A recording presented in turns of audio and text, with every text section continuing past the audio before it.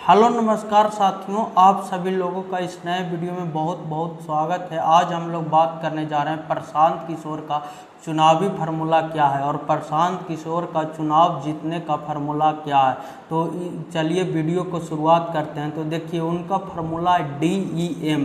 ये 3 फार्मूला है। D for Dalit, E for EBC, EBC का मतलब अति पिछड़ा समाज, उसके बाद M फॉर मुसलमान और M फॉर महिला। ये उनका फार्मूला है चुनाव जीतने का फार्मूला। सबसे ज़्यादा D फॉर दलित, EBC और जो अति पिछड़ा समाज है, और M फॉर मुसलमान और महिला। इसके सहारे प्रशांत किशोर चुनाव की तैयारी करें। उन्होंने कहा है कि जब हम पार्टी बनाएंगे तो पहला अध्यक्ष दलित समाज से बनाएंगे, उसके बाद दूसरा अध्यक्ष अति पिछड़ा समाज से बनाएंगे, उसके बाद तीसरा अध्यक्ष जो होगा जो मुसलमान समाज से होगा, उसके बाद जो अध्यक्ष होगा वह महिला समाज से होगा। उसके बाद उन्होंने कहा है कि 40 महिलाओं को उन्होंने विधानसभा चुनाव में टिकट देने का ऐलान किया।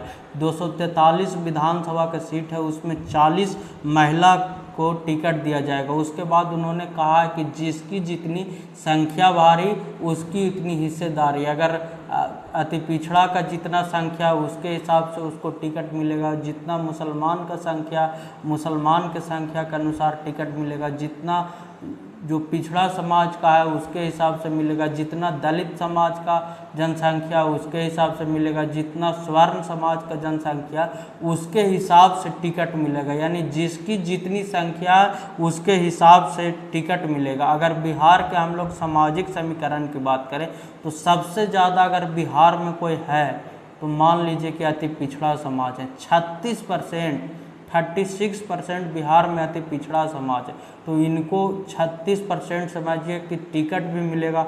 उसके बाद दूसरे स्थान पर है पिछड़ा समाज बिहार में जो 27% है। उसके बाद पिछड़ा के बाद हम लोग बात करें दलित समाज की तो दलित 20% है। उसके बाद अगर अल्पसंख्यक में बात करें मुस्लिम समाज की तो मुस्लिम 17% है। उसके बाद हम सबसे लास्ट में बात करें जिसकी सबसे कम जनसंख्या तो वो स्वर्ण समाज से है, वो 10% है।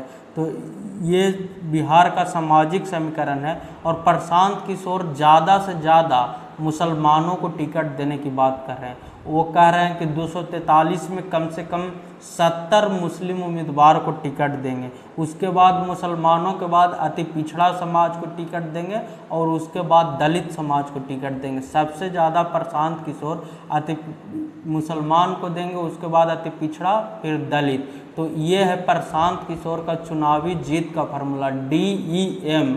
D for Dalit, E for EBC मतलब अति पिछड़ा, M फॉर मुस्लिम और महिला। तो ये देख लीजिए दोनों का नुकसान होने जा रहा है प्रशांत किशोर के लड़ने से। अगर मुसलमान ज़्यादा कैंडिडेट देते हैं तो RJD का निश्चित तौर पर नुकसान होगा। अगर M फॉर महिला अगर ज़्यादा कैंडिडेट देते हैं तो नीतीश कुमार यानी जदयू का बहुत ज़्यादा नुकसान होगा। तो ये रहा प्रशांत किशोर का चुनावी जीत का फार्मूला।